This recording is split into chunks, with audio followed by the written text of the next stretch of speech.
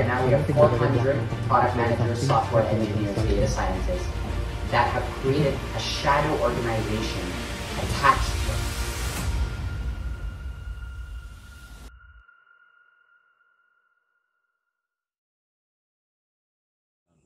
Kawan-kawan semua, dimanapun Anda berada pada kesempatan ini, kita akan memperbincangkan, mempercakapkan mengenai isu-isu aktual. Pertama, kita mengangkat soal OTT Hakim Agung, dan ini sebuah ketelanjangan bulat dari sebuah penegakan hukum di negeri ini yang semakin menambah ketidakpercayaan publik terhadap aparat penegakan hukum. Hakim Agung saja bisa korupsi, Pak Rahmat. Bagaimana komentar Anda? Terima kasih, Prof. Wahab. Assalamualaikum warahmatullahi wabarakatuh. Waalaikumsalam. Sebuah drama hukum yang sangat mengecilkan hati ketika secara yuridis hakim itu adalah orang yang memiliki integritas di tengah-tengah pemerintahan good government. Peristiwa OTT itu adalah sebuah keadaan yang harusnya tidak terjadi kalau hakim itu memiliki integritas. Dan ini merupakan sebuah keadaan di mana hukum kita berarti di Indonesia ini tidak konsekuen dan tidak koheren. Walaupun secara sosiologis masyarakat kita itu mengerti hakim itu harusnya merupakan organ yang menegakkan keadilan. Akan tetapi peristiwa OTT Hakim Agung ini menjadi sebuah gambaran yang terang benderang bahwa keadilan di Indonesia itu sedang sakit keras. Kalau masyarakat melihat keadaan seperti itu, maka mereka juga akan melakukan hal-hal yang serupa walaupun tidak sama. Nah, karena ini adalah organ yang sangat menentukan akan perkembangan hukum di Indonesia, yang akan mempengaruhi kepada budaya hukum masyarakat Indonesia, maka keadaan-keadaan ini harus kita lihat secara objektif dan holistik tentunya. Untuk menjadi seorang hakim itu tidak semudah membalik tangan. Karena sekarang pemerintah Indonesia itu memberikan penghasilan yang cukup besar dengan harapan mereka tidak melakukan hal-hal yang melakukan perbuatan-perbuatan tercela. Akan tetapi keadaan seperti ini, maksudnya keadaan yang seperti yang ditunjukkan dalam OTT KPK, itu menjadi hal yang bertolak belakang. Pertanyaannya apakah hakim ini sudah kekurangan uang? Atau moral hakim kita di Indonesia ini sudah jelek? Atau karena memang keadaan ini tercipta oleh sesuatu konstruksi berpikir liberal yang sekarang ini dikenal dengan New Lib, yang membawa nilai-nilai kapitalis. Karena dengan penghasilan yang cukup besar, sederhananya kita berpikir bahwa sudah terpenuhi segala kebutuhan hidupnya. kekuasaan dia sudah dapatkan, penghasilan dia dapatkan, kewenangan dia punya. Tapi ternyata itu tidak memberikan apa yang diinginkan oleh pemerintah. Akibatnya jargon good governance dan good government itu hanya mimpi belaka. Oke, ya. Menarik penjelasan Pak Rahmat. Kasus OTT Hakim Agung. Kekuasaan sudah punya gaji besar, kewenangan, posisi. Tapi toh sifat keserakahan itu masih melekat pada Hakim Agung itu. Saya ingin mengalihkan pertanyaan saya kepada Bung Abdi Raya. Kalau dilihat dalam konteks ekonomi politik, apakah kasus yang menimpa Hakim Agung itu karena adanya struktur kesempatan yang bisa saja terjadi pada semua orang di era keterbukaan dan adanya relasi kekuasaan power yang dimiliki sehingga bisa berbuat apa saja. Bukankah Presiden Jokowi telah memberikan sebuah deklarasi mengenai revolusi mental, bagaimana penyelenggara negara ini tidak terperangkap ke dalam krisis etika moral, akhlak. Makanya Pak Jokowi menekankan perlunya revolusi mental. Kalau demikian halnya Bung Abdi Raya, apakah kasus seperti ini sebagai sebuah gambaran kegagalan revolusi mental dari Bapak Presiden Jokowi? Baik, terima kasih atas waktu yang diberikan. Jadi saya sangat tertarik tadi berkenan dengan revolusi mental.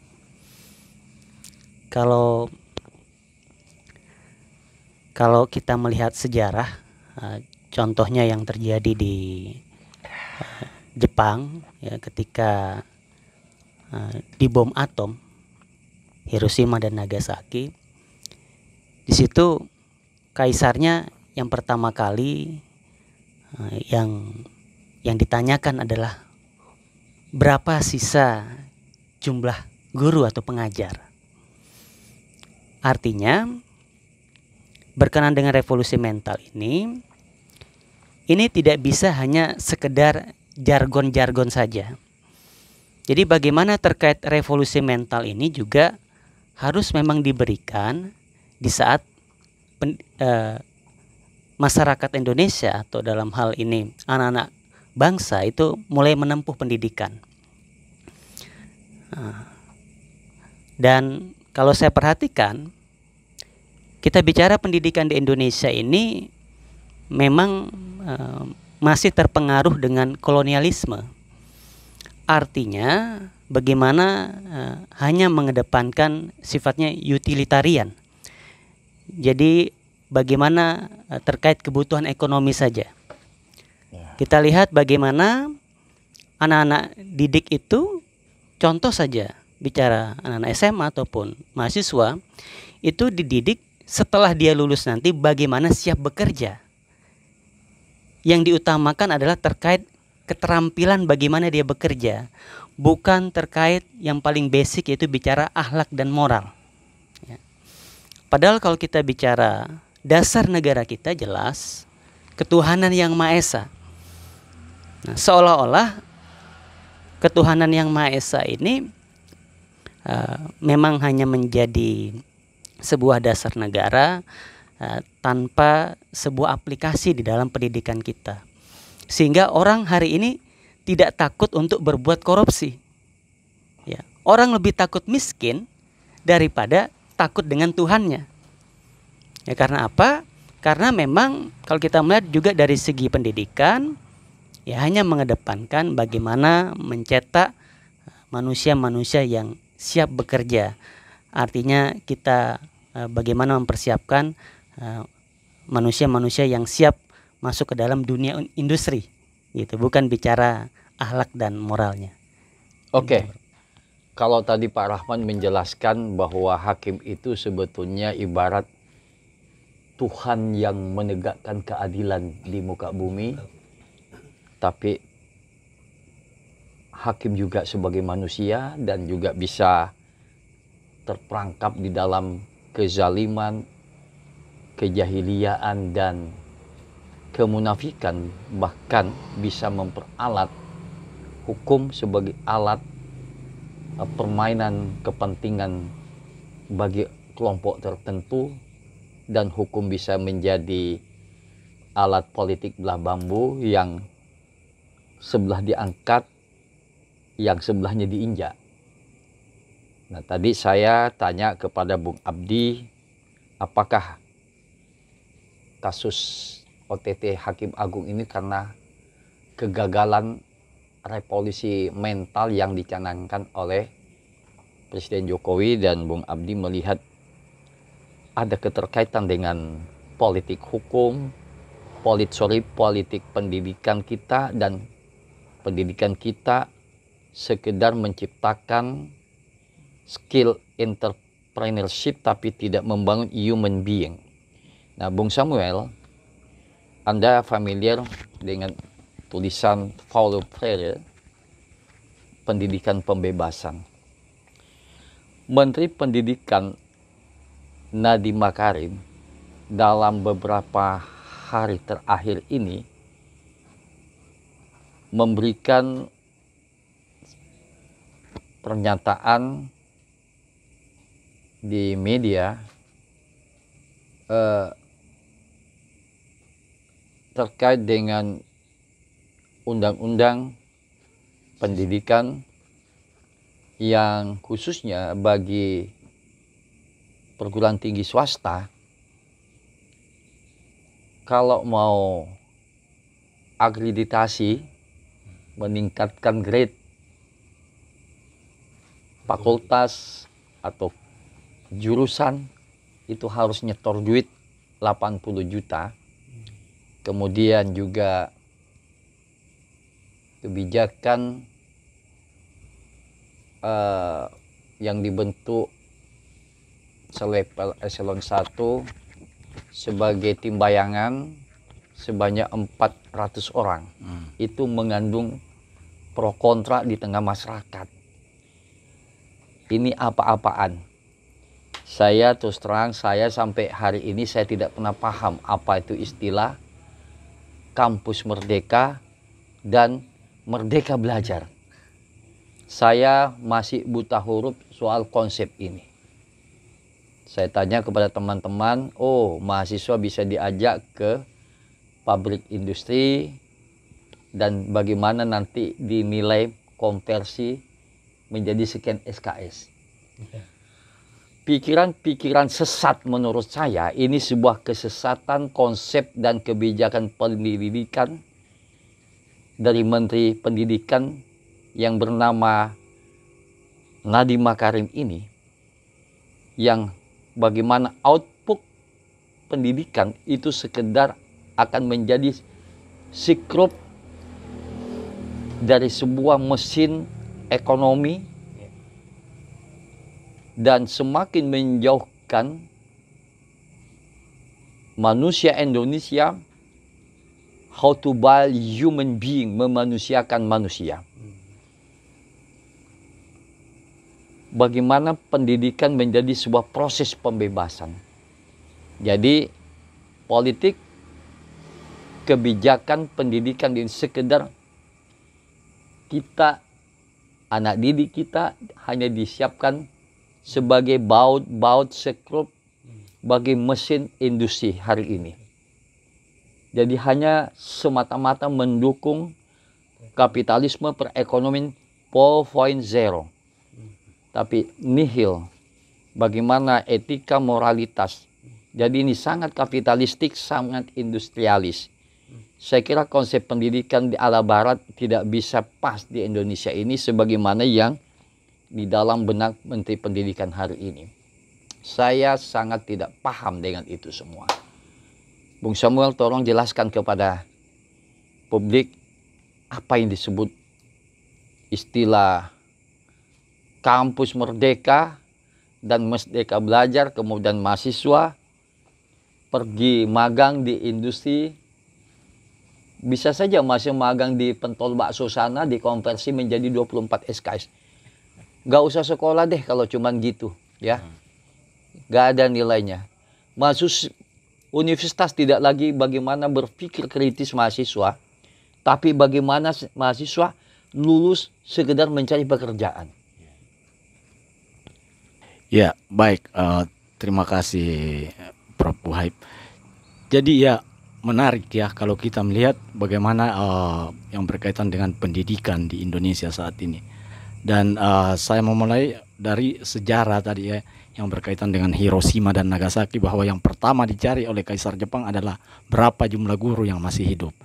Bahkan juga di kalau kita melihat sejarah di Indonesia, bahwa Indonesia yang sebelumnya misalnya di era Orde Lama atau masuk ke Orde Baru, ini yang menjadi perhatian di situ adalah guru, sehingga Malaysia melirik guru-guru dari Indonesia dan ada ekspor guru ke Malaysia, karena untuk membangun suatu bangsa itu harus melihat pendidikannya, seperti yang disampaikan oleh Presiden Afrika Selatan, bahwa jika ingin membangun pendidikan adalah alat untuk membangun sebuah bangsa. Kenapa?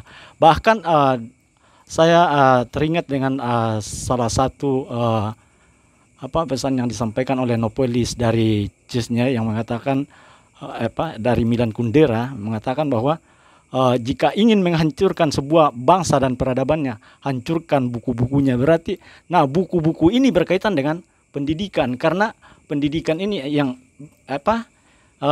segala bentuk pendidikan itu dari buku yang harus kita pelajari atau menjadi literasi, kan, literasi untuk bangsa. Sehingga bagaimana bentuk pendidikan yang dibangun itu seperti yang diungkapkan oleh Prof. Wahab tadi, bahwa itu bagaimana daya kritis mahasiswa perlu dibangun supaya bisa membangun daya kritisnya untuk melihat persoalan-persoalan yang dialami oleh bangsa, dan kemudian dari persoalan-persoalan itu bisa melihat sebuah bentuk solusi untuk keluar dari masalah-masalah tersebut. Nah, kemudian kita lihat bahwa saat ini ya kita sudah masuk ke dalam yang disebut sebagai era demografi, bonus demografi. Jadi kita sudah masuk ke bonus demografi ya, dan itu akan memuncak di 2030 nanti.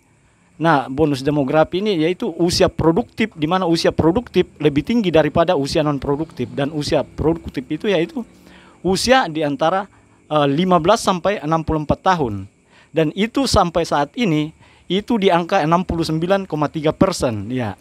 Itu berarti ini harus dibarengi dengan peningkatan sumber daya manusia, dan yang akan melakukan pendidikan peningkatan SDM itu adalah dimulai dari pendidikan. Nah, ketika sistem pendidikan kita seperti ini, bagaimana membangun bangsa ketika kondisi seperti ini? Karena tadi berkaitan dengan korupsi, justru itu karena berarti ada yang salah dengan pendidikannya, karena justru yang lulusan-lulusan dari perguruan tinggi ini yang menyandang gelar itu dan kemudian ditempatkan pada suatu posisi atau instansi, kemudian ketika mereka di situ diberikan kewenangan, dan itu kemudian menyalahgunakan kewenangan itu untuk kepentingan individu atau kelompok. Nah, ini menjadi salah satu masalah. Kemudian dari situ dari bonus demografi tadi, bahwa bagaimana sebenarnya proses ini yang kita lihat dalam sistem pendidikan Indonesia, seperti yang diungkapkan oleh Prof. Wahab tadi, yang berkaitan dengan Merdeka Belajar Kampus Merdeka. Nah, ini adalah salah satu sistem pendidikan yang dibangun oleh rezim saat ini, khususnya Kementerian Pendidikannya. Karena dari situ sebenarnya kalau kita melihat bahwa Merdeka Belajar Kampus Merdeka, bahwa mahasiswa diberikan kebebasan untuk bisa melakukan atau memilih kampus di dalam di luar program studinya di dalam kampus untuk bisa belajar di luar program studinya setara 20 SKS atau di kampus lain atau bahkan di dunia industri. Nah, ini kalau kita melihat konsep seperti ini bahwa ini memang ada sebuah bentuk perubahan yang mau dilakukan oleh kementerian, tapi dalam hal ini tidak dibarengi dengan kebijakan yang masif, khususnya masalah-masalah yang terjadi misalnya dalam hal pemberian penyaluran kepada mahasiswa itu terhambat, khususnya yang berkaitan dengan masalah insentif bukan insentif tapi biaya yang berkaitan dengan MBKM ini, yaitu lambat cair, itu sekitar 6 bulan, 5 bulan atau 6 bulan, sehingga mahasiswa juga ribut, ini sistem apa, ini program apa. Nah, kemudian yang masalah lain bahwa dalam hal ini yang berkaitan dengan pendidikan tadi, bahwa kemudian ada yang dari Menteri Pendidikan membentuk 400 orang yang dari luar negeri. Padahal di dalam sistem kenegaraan kita bahwa ada kementerian, kemudian ada birokrasinya yang akan membantu menyusun bagaimana sistem pendidikan kita ke depannya sesuai dengan konteks budaya kita atau konteks suasana atau kondisi demografis dari bangsa kita. Ketika itu diimpor dari luar dan itu semacam itu kita disusupi, ini kita disusupi oleh yang diungkapkan oleh Pak Rahmat tadi yang berkaitan dengan neoliberalisme. Jadi neoliberalisme, sehingga kapitalisasi perguruan tinggi juga semakin masif kan, dan itu yang dilihat oleh Peter Blaming sebagai Dark University Die. Oke. Ini menarik dari penjelasan Bung Dr. Samuel Rizal bahwa kebijakan pendidikan di tangan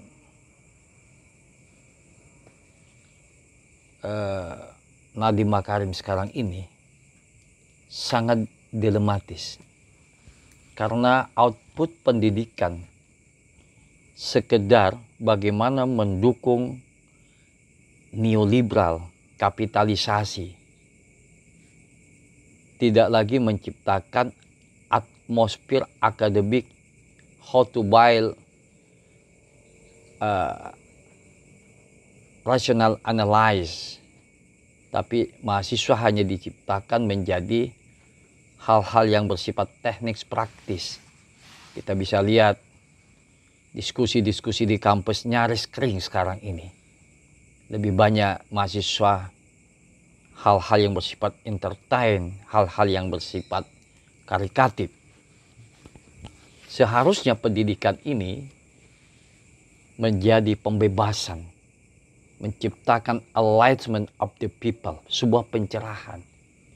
Tetapi konsep pendidikan yang dibangun oleh Menteri Pendidikan saat ini mendukung kapitalisasi, industrialisasi 4.0. Jadi ada misleading pendidikan kita hari ini. Ini menjadi problematik pendidikan hari ini. Tadi ada menyinggung soal bagaimana Malaysia dulu minta guru dari Indonesia, tapi sekarang orang Indonesia yang harus belajar di Malaysia. Jadi pendidikan di Indonesia itu sudah menjadi kapitalis, sudah menjadi alat pemerasan. Sekolah, universitas swasta untuk akreditasi nyetor 80 juta. Nah, sekolah swasta yang tidak banyak mahasiswa itu bisa bangkrut. Nah, sementara negara ini mensubsidi juga enggak gitu ya. Kasihan ini. Ini apa-apaan ini menteri yang ada sekarang ini. Kita lawan kebejatan konsep yang diterapkan oleh Menteri Pendidikan sekarang ini. Saya mendukung instruksi untuk mengepung Istana Negara DPR 3.000 universitas di Indonesia ini. Ini pendidikan sudah rusak pendidikan sekedar menjadi alat industrialisasi, menjadi siklop peces-peces pembangunan, mendukung kapitalisasi, industrialisasi. Pendidikan adalah proses pembebasan. Itu sudah diucapkan oleh pakar pendidikan dari Brazil yang sangat populer bukunya yang ditulis Paulo Freire, Pendidikan sebagai Proses Pembebasan. Di dalam Al-Quran, pendidikan adalah ar-rasikhuna fil ilmi, yang bisa mencerahkan. Bukan sekedar pendidikan melahirkan aspek keduniawian, aspek ekonomi semata. Tapi pendidikan adalah bagaimana mencerahkan, membangun moralitas, akhlak, etika. Barangkali kegagalan pendidikan sehingga banyak kepala daerah, banyak penegak hukum yang korupsi. Krisis akhlak. Konsep revolusi mental dari Presiden Jokowi saya katakan gagal membangun moralitas penegakan hukum elit politik negeri ini.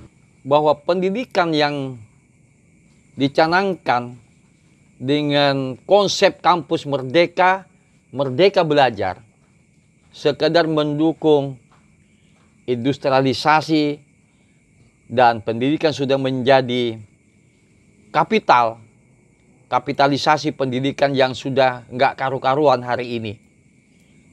Kemudian pendidikan sudah kehilangan eksistensi, harus membangun akhlak, moralitas, etika. Karena pembebasan pendidikan itu penting sekali. Bagaimana membebaskan keterbelengguan dalam berpikir. Karena hakikat pendidikan adalah proses pembebasan. Silakan Pak Rahmat memberikan komentar bagaimana pendidikan dan politik hukum hari ini. Iya, saya ingin mengutip dari pendapatnya Myers bahwa hukum itu adalah semua peraturan yang mengandung pertimbangan kesusilaan yang ditujukan pada tingkah laku manusia dalam masyarakat dan menjadi pedoman pemimpin atau penguasa negara dalam melakukan tugasnya. Dalam konteks pendidikan yang menjadi sorotan saat ini, bagaimana kebijakan negara membuat melalui Menteri Pendidikan bahwa untuk mengukur keberadaan kualitas sebuah perguruan tinggi melalui sebuah akreditasi harus menyerahkan uang sebesar 80 juta. Ini adalah sebuah bentuk kapitalisme di era neoliberal sekarang ini.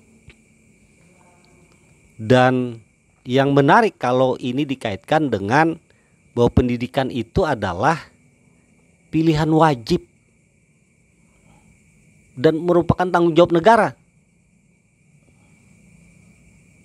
yang semua didistribusikan kepada pemerintah daerah dan menjadi pilihan wajib. Itu artinya apa? Bahwa negara ini menjamin hak pendidikan masyarakat. Nah, ketika ini dibuat dalam sebuah aturan, maka apa yang dikatakan oleh Myers tadi tentang kesusilaan ini juga jadi bertolak belakang gitu dengan dunia pendidikan yang membentuk orang itu menjadi bersusila, memiliki susila yang baik. Tapi kalau dibuat semacam lembaga dibentuk undang-undang itu akan mengantarkan lembaga pendidikan tinggi ini menjadi alat untuk mengumpulkan pendapatan negara, ini adalah sebuah Perampokan. Sebuah perilaku yang bertolak belakang dengan dunia pendidikan itu sendiri. Kalau dalam secara sosiologis, ya bisa saja ini dikatakan sebuah tindak pidana bahkan. Jadi kebijakan pemerintah dalam meningkatkan kualitas pendidikan di perguruan tinggi melalui akreditasi yang harus menyetorkan uang sebesar 80 juta, ini akan terjadi benturan hukum yang kalau kita teliti secara dalam kemudian tidak menutup kemungkinan ini memiliki indikasi sebuah perbuatan pidana. Karena apa? Karena dalam Undang-Undang Dasar Negara Republik Indonesia saja itu menghendaki negara menyediakan anggaran pendidikan sebesar 20% untuk keperluan pendidikan. 20% dari 1.500 triliun itu untuk pendidikan. Nah, kalau kemudian setiap perguruan tinggi mengajukan akreditasi dipungut 80 juta, ini uangnya untuk apa? Makanya ini tidak menutup kemungkinan itu menjadi sebuah indikator terjadi benturan hukum. Dan kalau diteliti lebih detail, nanti kalau penggunaannya itu tidak jelas, aturannya seperti apa, aturan turunannya seperti apa, itu akan mengantarkan perbuatan pidana secara khusus. Ya, kalau demikian faktanya, negara ini sudah menjadi predatory state, mengkapitalisasi perguruan tinggi dengan kebijakan menteri yang ada ini. Perguruan tinggi, khususnya perguruan tinggi swasta yang ingin melakukan akreditasi, nyetor duit sekian puluh juta, saya dengar ada 80 juta. Ini kan sudah nggak benar ini. Dunia perguruan tinggi diperas oleh negara. Seharusnya negara atau pemerintah mensubsidi perguruan tinggi, khususnya perguruan tinggi swasta. Nah, bagaimana nasib perguruan tinggi swasta yang minim mahasiswanya? Ini sebuah kecelakaan sejarah dengan kebijakan Menteri Pendidikan yang ada ini, ditambah lagi ada bentukan tim bayangan sejumlah 400 orang, dan itu menimbulkan pro kontra di tengah masyarakat. Bung Abdi Raya, tolong Anda jelaskan bagaimana Anda melihat konsep yang mengada-ada ini. Saya ingin mengatakan ini konsep yang mengada-ada. Seharusnya pendidikan ini menjadi sebuah medan dialektik, membangun sebuah kecerdasan, pembebasan, dan mahasiswa berpikir kritis dengan dinamika akademik, atmosfer akademik yang kondusif. Tapi justru perguruan tinggi sudah menjadi arena kapitalisasi yang sekedar mendukung dunia industri. Bagaimana pandangan Anda? Ya. Di sini saya mencatat untuk kurikulum sendiri itu berubah 11 kali. Dari tahun 1947, 1952, kemudian saya langsung saja ke 2006, 2013, kemudian sekarang kurikulum Merdeka Belajar. Artinya yang paling merasakan sebenarnya dampaknya adalah para orang tua. Pertama dari sisi buku, misalkan buku itu dibeli seharusnya bisa untuk adik-adiknya, ternyata karena kurikulumnya berbeda, maka diharuskan akan membeli buku yang baru kembali. Dan dengan perubahan kurikulum ini menandakan bahwa sistem pendidikan di Indonesia ini belum menemukan konsep yang final. Jadi selalu mengalami perubahan sesuai dengan perubahan politik. Siapa yang memimpin? Nah, kalau ini terus terjadi, ibarat kita ingin maju, tetapi ketika maju itu kita ada kalanya mundur, kemudian ke kiri dan ke kanan, kita tidak akan pernah bisa maju selama kita belum menemukan kata sepakat atau final terkait konsep pendidikan yang memang pas untuk di Indonesia ini. Itu yang pertama. Kemudian yang kedua, saya juga ingin mengajak kita berefleksi. Tadi kita berbicara pemerintah, oke. Kemudian kita berbicara lembaga pendidikan. Tapi hari ini juga yang terlupakan adalah pelaku pendidikan itu sendiri, yaitu para orang tua. Kalau kita lihat sekarang, para orang tua itu menjadikan anak-anak itu juga sebagai komoditas ekonomi. Artinya orang tua sibuk bekerja, sedangkan anak-anak dibiarkan untuk belajar secara mandiri, tetapi apa yang terjadi? Hubungan secara psikis itu berkurang. Dan ini berkenan dengan bagaimana pendidikan moralitas dan etika. Padahal pendidikan moralitas dan etika itu harusnya dibangun dari usia sejak dini. Dan ini yang terlewat, yang tidak diperhatikan. Kalau saya mengutip sebuah doa ya, yang ada di Quran, dikatakan Robbirhamhuma kama robbayani shogiro. Wahai Tuhanku, kasihilah kedua orang tuaku sebagaimana mereka mendidik aku di waktu kecil. Tetapi hari ini kita bisa melihat orang tua selaku pendidik itu sudah hilang juga. Orang tua hanya menyerahkan pendidikan anak-anaknya itu kepada guru, kepada dosen, tanpa memperhatikan ya, terkait etika, moralitas, dan seterusnya. Sehingga kalau kita lihat terkait masalah pendidikan memang begitu banyak PR yang harus kita perbaiki dan dari setiap aspek. Itu yang bisa saya lihat.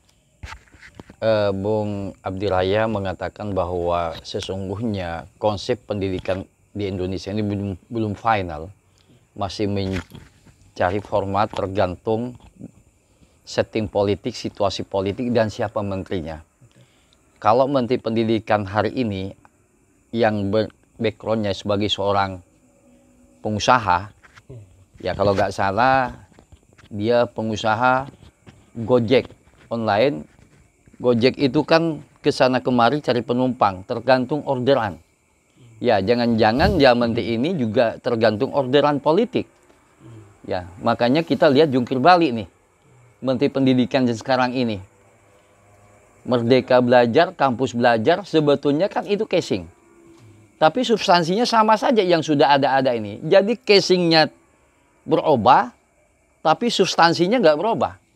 Di Indonesia ini kan paling bisa menciptakan casing.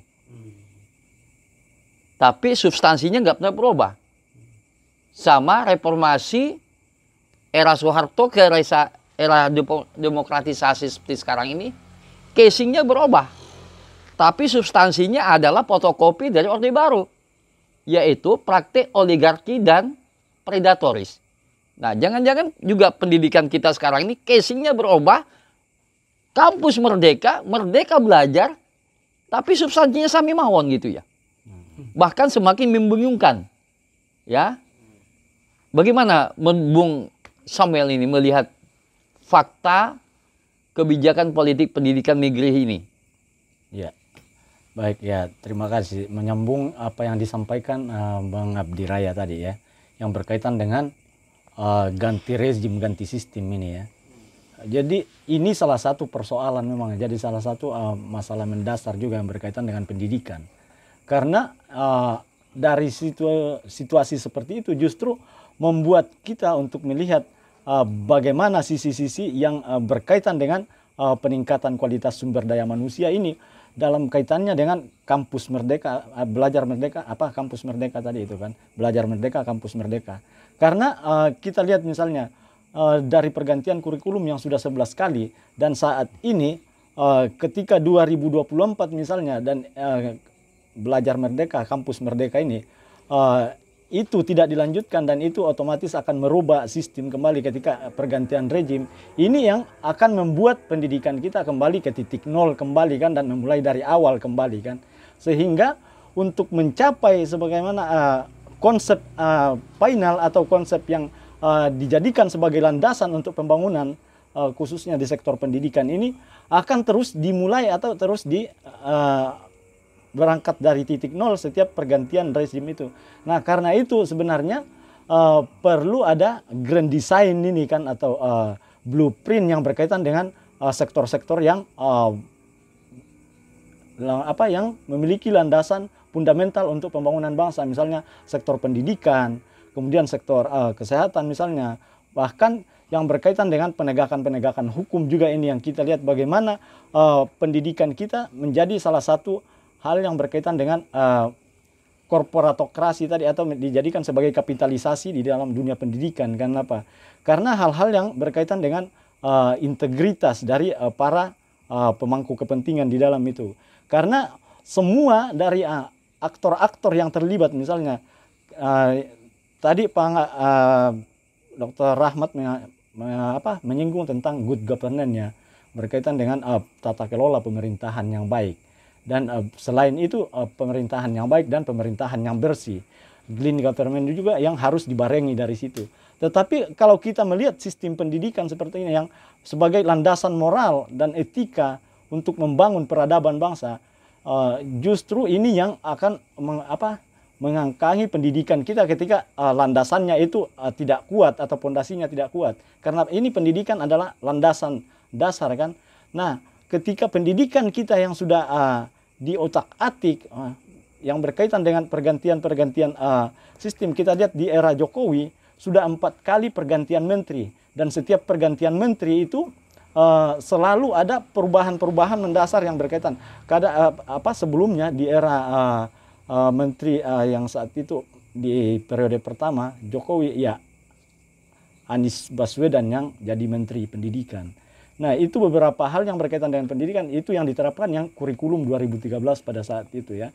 Dan kemudian masuk ke Muhadjir Effendi dan kemudian digantikan oleh Muhammad Nasir. Dan Muhammad Nasir itu di era Muhammad Nasir itu ada perbedaan atau di situ sistem kita khususnya di dalam yang berkaitan dengan kelembagaan ini, bahwa itu dipisahkan kembali antara Kementerian Pendidikan, Menteri Stekdikti dengan Kemendikbud, itu dipisahkan. Kemudian di era saat ini itu kembali digabung dan pisah lagi ke BRIN. Jadi ini diutak-atik terus dan kita belum mencapai di mana konsep yang dia untuk membangun pendidikan di bangsa ini. Nah, saya pikir ini yang menjadi hal penting karena mungkin yang kita lihat dari kalau kaitannya ke era revolusi industri 4.0 atau 4.0, kalau kita lihat karena memang perkembangan peradaban itu yang kalau kita lihat dalam perspektif Alvin Toper ya. Alvin Toper yang membagi 3 gelombang gelombang peradaban itu, mulai dari gelombang pertama yaitu masyarakat agraris yang masih tradisional. Teknologinya pun masih tradisional. Kemudian masuk ke gelombang kedua yaitu era industri. Dan itu sudah mulai terjadi masifikasi di situ kan. Yaitu ditemukannya mesin-mesin untuk menggantikan tenaga manusia. Hingga di revolusi era ketiga, gelombang ketiga teknologi dengan bukunya yang ditulis yaitu The Third Wave ya. Jadi jalan ketiga gelombang ketiga teknologi, dan itu yang paling penting di situ adalah informasi, bahwa dia mengungkapkan bahwa siapa yang menguasai informasi dia yang akan menguasai dunia. Nah, kalau kita lihat menyinkronkan atau sinkronisasi dari sini seolah-olah yang berbasis aplikasi tadi ini yang diungkap oleh Prof. Wahib tadi yang berkaitan dengan Gojek. Kenapa? Karena ini sudah berbasis e-commerce semua ya, berbasis aplikasi. Bahkan kita mau makan juga ini kan tinggal di rumah aja, tinggal pencet HP datang makanan apa kan. Jadi ini semua serba instan apa. Nah, ini semua mempengaruhi sebenarnya dari sektor-sektor real khususnya di pendidikan kita juga. Bahkan yang berkaitan dengan masalah pendidikan tadi yang khususnya di berkaitan dengan kualitas pendidikannya. Karena bagaimana sistem pendidikan dibangun itu untuk memperkuat pendidikan dan mendapatkan kualitas pendidikan yang bagus. Tetapi kita lihat bahwa kualitas pendidikan di Indonesia saat ini kita berada di ranking ke 54 dunia ya dari sistem pendidikannya. Dan kita berada di posisi keempat di ASEAN, Asia Tenggara ya. Itu di bawah yang pertama Singapura, kemudian Malaysia, yang kedua dan ketiga Thailand. Dan kita berada di urutan keempat yang berkaitan dengan sistem pendidikan, bahkan kualitas pendidikan kita. Kenapa? Sehingga hal ini kalau dilihat dari kualitas pendidikan, sementara kita sudah masuk dalam kita sudah menikmati bonus demografi yang akan memuncak pada tahun 2030 menurut data BPS. Dan ini yang harus diperkuat misalnya seharusnya, karena bonus demografi ini di mana usia produktif lebih tinggi dari usia non produktif. Usia produktif ini yaitu usia antara 15 sampai 64 tahun, dan itu ada di angka sekitar 69% dari usia produktif saat ini.